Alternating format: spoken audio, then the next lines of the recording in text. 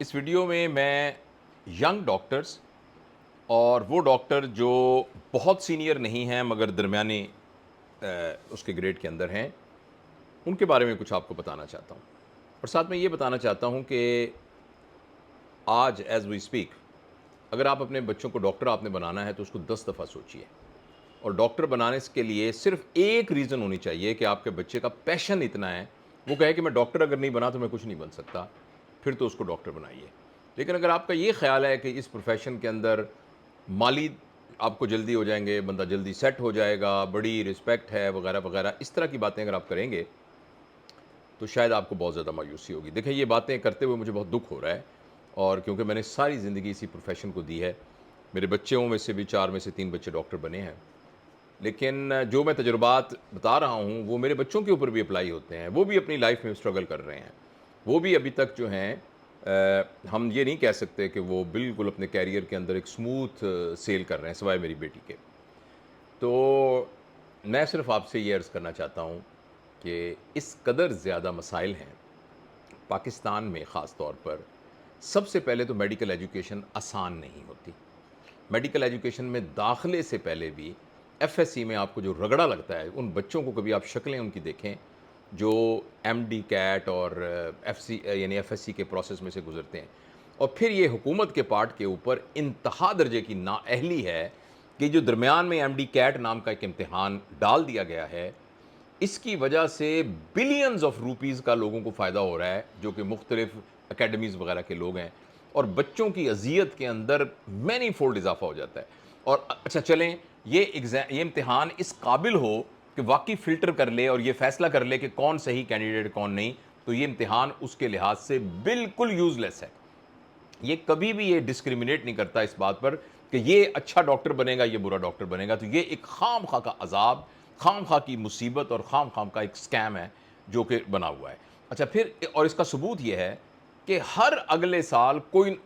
حکومت نئی پالیسی بنا دیتی ہے، کبھی اس کو یونیورسٹی لے گی، کبھی اس کو پی ایم ڈی سی لے گی، کبھی اس کو صوبے لیں گے، کبھی اس کو مرکز لیں گے، یعنی 70-80 سالوں کے اندر ہمیں پتہ ہی نہیں چلا کہ میڈیکل کالج میں داخلہ کیسے ہوگا۔ اور جیسے ہمارا سسٹم تھا جب ہم نے کیا ہے، آپ اگر ایف ایس سی کے نتیجوں کے اوپر آپ کو شک ہے تو آپ اپنے ایف ایس سی کے سسٹم کو سٹرونگ کریں بنسبت یہ کہ اس کے اوپر ایک اور جو ہے چیز لگا دیں۔ ایک تو یہ بات ہے، بہرحال کسی طریقے سے بچے وہاں جب پہنچ جاتے ہیں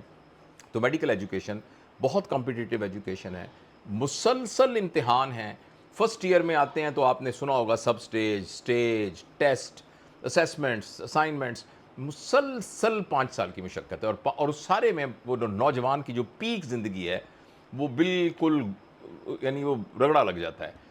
اور جو ہی وہ ڈاکٹر بن کے پاس ہوتا ہے تو اس کو پھر پتہ لگتا ہے کہ اصل کام تو اب شروع ہوا ہے۔ پرائیویٹ میڈیکل کالج میں پاس کیے ہوئے اکثر کو ہاؤس جاب نہیں ملتی ہے تو وہ بہت لو پیئنگ ملتی ہے۔ سرکاری میں البتہ ہاؤس جاب ایک ریزنیبل مل جاتی ہے، لیکن وہ بھی 1 سال میں وہ ہنی مون پیریڈ ختم ہو جاتا ہے، اور سال کے بعد اس کو پتہ ہی نہیں ہوتا کہ میں کیا کروں۔ بہت سارے لوگ اسپیشلائزیشن کرتے ہیں۔ اب پارٹ 1 بہت مشکل ایگزام ہوتا ہے،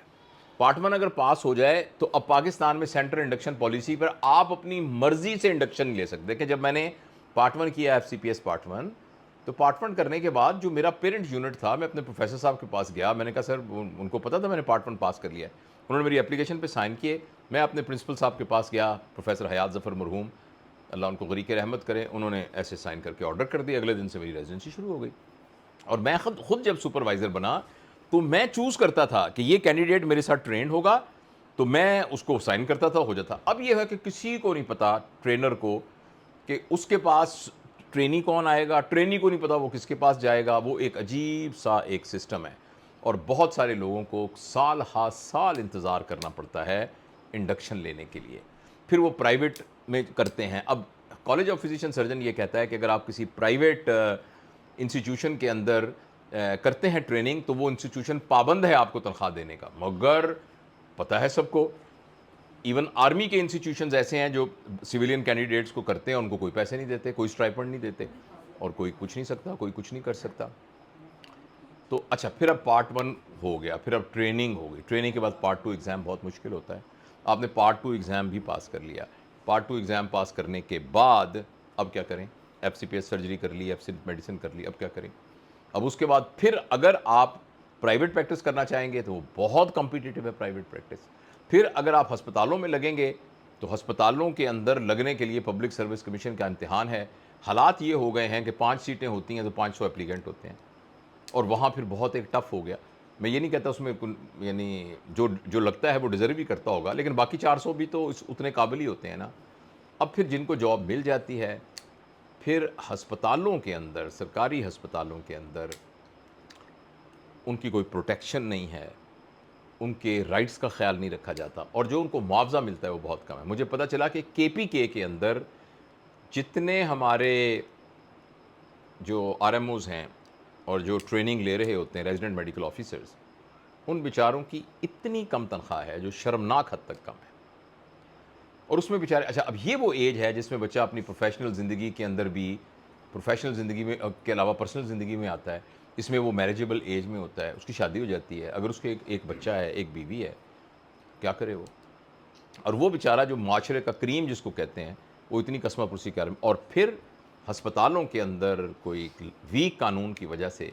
جس کا دل چاہتا ہے, میں وہ تمام غلطیاں جو ڈاکٹر کرتے ہیں, وہ جو تمام کوتاہیاں ڈاکٹر کرتے ہیں, وہ جو ان ایتھیکل پریکٹسز کرتے ہیں, میں ان سب سے اویئر ہوں. اور میں یہ نہیں کہتا کہ ڈاکٹروں کے پارٹ کے اوپر اس میں امپروومنٹ کی ضرورت نہیں ہے, بہت زیادہ ضرورت ہے. لیکن جس طریقے سے ان سیف ہیں ڈاکٹر, ابھی آپ پچھلا 1 مہینہ دیکھ لیں, وہ ماہنور جو بچی تھی کوئٹہ کی, اس کو ایک لفٹ آپریٹر نے پورے بازار کے دوران اس کے منہ پہ تیزاب ڈال کے اس اتنی خوبصورت بچی کا چہرہ سارا بگاڑ دیا. اور مریضوں کے اٹینڈنٹ جو کہ مریض کو, مرتے ہوئے مریض کو لے کے آتے ہیں ICU کے اندر, اور وہ بعد میں ڈاکٹروں کے ساتھ لڑتے ہیں, شیشے توڑتے ہیں, لڑائی جھگڑے, یہ آپ آئے دن یہ واقعات دیکھتے رہتے ہیں. خاص طور پر لیڈی ڈاکٹروں کی پروٹیکشن, نرسز کی پروٹیکشن, اس کے لیے بہت کم سیکیورٹی ہے, اور جو سیکیورٹی ہے وہ اکوپڈ نہیں ہے. اور دوسرا میں نے یہ کہا کہ اس کے متبادل اتنے ہی پڑے ہوئے لوگوں کا جو فائنینشیل سٹیٹس ہے,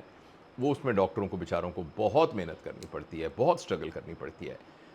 تو جہاں حکومت باقی تمام طبقات کے لیے کام کر رہی ہے, سوچتی ہے, مہربانی کر کے کاش یہ آواز کسی تک پہنچ جائے کہ بہت عرصے سے ہمارے یہ ڈاکٹر اپنے سروس سٹرکچر کے لیے, اور اپنے سٹائپنڈ کے لیے, اپنے سینٹرل انڈکشن کے لیے, اور یہ میڈیکل کالج میں داخلے کے سسٹم کا کہ ٹرانسپیرنٹ ہونے کے لیے, اور اس کو فیئر ہونے کے لیے اور جسٹ ہونے کے لیے کوشش کر رہے ہیں, شور مچا رہے ہیں. اگر کوئی ڈاکٹر آپ کو ان ایتھیکل لگتے ہیں یا کچھ ہیں, ان کی تعداد بہت کم ہے. یہ بالکل ایسے ہی ہے جیسے ہر جگہ پر کچھ لوگ اس طرح کے ہوتے ہیں, لیکن majority of young doctors, almost all of them young doctors, they brilliant. وہ ایک بہت بڑے پروسیس سے گزر کے آئے ہیں, وہ واقعی قوم کا سرمایہ ہے. قوم کو ان کا شکریہ ادا کرنا چاہیے اور ان کی مدد کرنی چاہیے. مہربانی کر کے ہماری صوبائی حکومت کے جو ہیں اور ہماری مرکزی حکومت کے جتنے ہیں, سندھ کے, بلوچستان کے, KPK کے, خاص طور پہ KPK کا مجھے چونکہ ڈیٹا ملا ہے تو میں پریشان ہوا ہوں اس کے بارے میں, ان سب سے گزارش ہے کہ پلیز آپ یہ جو ینگ ڈاکٹرز کے مسائل ہیں ان پر توجہ دیں. لیڈی ڈاکٹرز خاص طور پر ان کی حفاظت اور پروٹیکشن کے لیے مہربانی کر کے ایک ٹاسک فورس بنائیں اور سخت قانون بنائیں. اور قانون ہو, کسی نے جرم کر لیا اس کو سزا مل جائے گی, یہ تو ٹھیک ہے, لیکن یہ حل تو نہیں ہے نا. پریونٹ کریں, ہو ہی نہ, بچیوں کو ایسے حفاظت کی جائے کہ وہ ان کو یہ لگے کہ وہ اپنے گھر میں ہیں. تو یہ کچھ باتیں ہیں بہت ضروری. خلاصہ اس کا یہ ہے کہ ڈاکٹروں کی سٹائپنڈ بہت کم ہے, ڈاکٹروں کا سروس سٹرکچر بہت مشکل ہے, ان کو پیریفری میں, پریکٹسز میں بہت سارے پرابلمز ہیں. ان پرابلمز کو ایڈریس کیا جائے. Thank you.